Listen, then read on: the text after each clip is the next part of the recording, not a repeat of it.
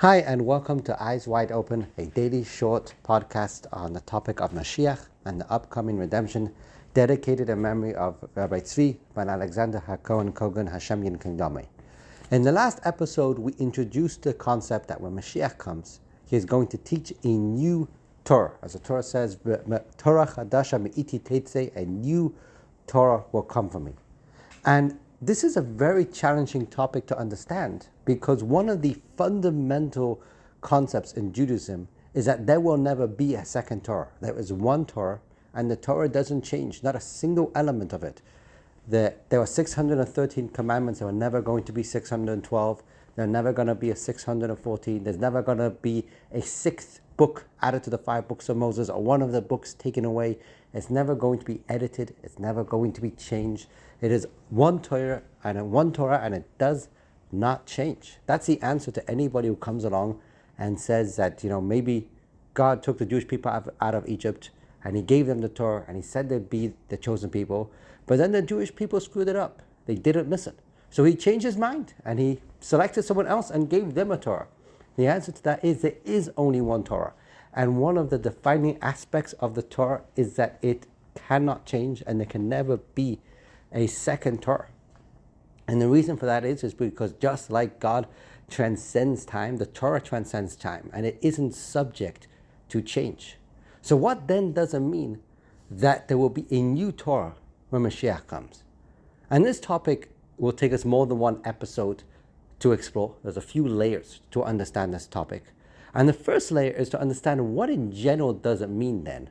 Whenever we talk about a new insight in Torah, there's a concept in Torah called a chidush, a new insight, a new way of seeing the Torah.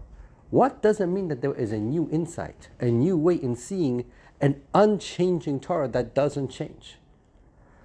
And the answer to this lies in a story that happened when Moses was receiving the Torah from God. And Moses turns to God and he says, God, show me the future of this Torah. You're teaching it to me. I understand it. I'm going to go teach it to the Jewish people. But this is just one generation. I want to see that this thing has legs, that it's going to develop, that it's going to continue on into history in the Jewish people. So God transported Moses far into the future and to the time of the Mishnaic sage Rabbi Akiva and brought him to Rabbi Akiva's study hall to see how Rabbi Akiva taught Torah. And instead of Rabbi Akiva's study hall, there were rows of students. Those closest to him were the most advanced, and those further from him were less advanced. And Moses ended up all the way at the back, the least advanced of the students. And he listened to Rabbi Akiva as he explained a Torah concept to do with the crowns. The way the Torah is written is in a very specific script, and it has these little beautiful crowns on the letters on the Torah scroll.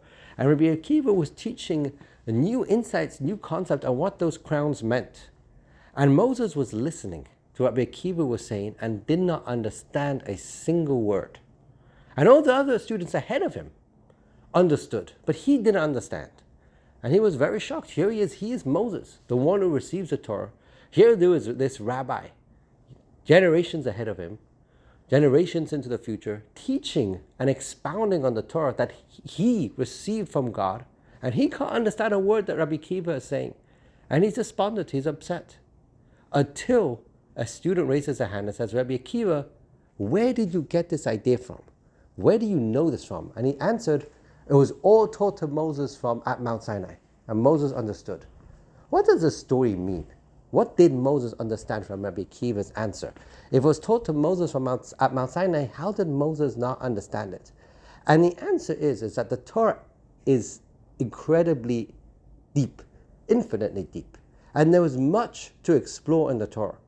When Moses received the Torah at Mount Sinai, he received everything that he understood and everything that would one day be understood about the Torah, but in a condensed format.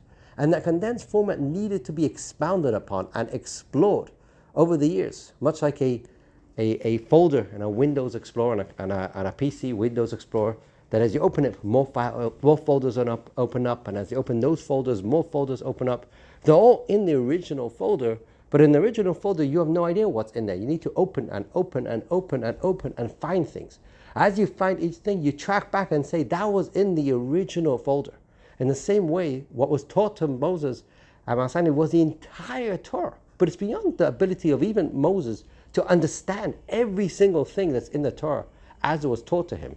As each generation expounds a new insight, a new idea that was taught to in a new way of seeing the Torah, they're able to look back and recognize that was always in the Torah. No one saw it until now because we're a few generations in, building upon what the generation before us expounded on, which was built upon the generation before us expounded upon. But it's all in the Torah. So Moses had no ability to understand Rabbi Akiva's teaching simply because Rabbi Akiva was too far ahead in the future. Rabbi Akiva was generations after Moses, and for generations they'd been expounding on the Torah that Moses received.